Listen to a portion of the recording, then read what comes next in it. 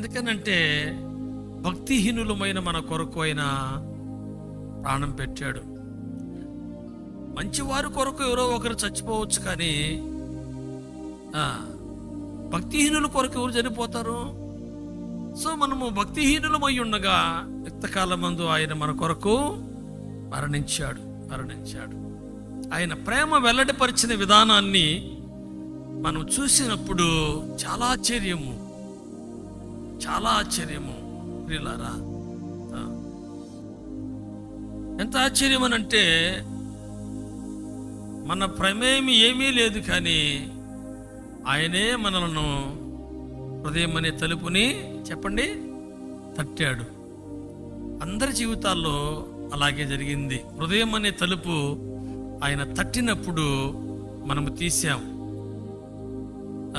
చాలా మంది హృదయాలు తడుతూనే ఉన్నాడు, వారు తీయడం లేదు.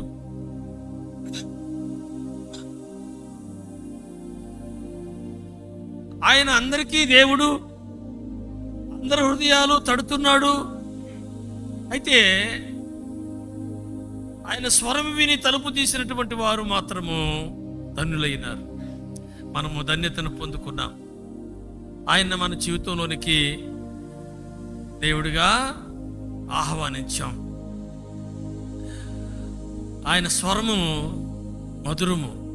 ఆయన స్వరము చెప్పండి, ఆ మధురమైన స్వరము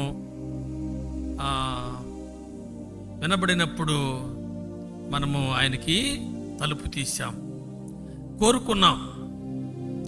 ఆయన్ను మన జీవితాలకు దేవుడిగా, మరొకరు వద్దు, ఈయనుంటే చాలు అనే ఒక నిర్ణయానికి వచ్చేసాం మనం. అందుకనే ఎంతో కాలం గడుస్తూ ఉన్నా ఆయన మీద వ్యామోహం పోలాం మనకు. హల్లెలూయా. ఆయన మీద మనకున్నటువంటి ఆ బంధము తెగిపోలేదు, చూసారా? కాబట్టి అంతగా ఆయన చూపించిన ఆకర్షణీయమైన ప్రేమను బట్టి నిజంగా ఆయనకి మన కృతజ్ఞతలు చెల్లించాలి. ఎంతగా ఆకర్షించుకున్నాడంటే ఆయన సమస్తమైన మంచితనాన్ని మన ముందు చూపించాడు. మనకు ముందు, మన పితరులైనటువంటి వారి ముందు చూపించాడు.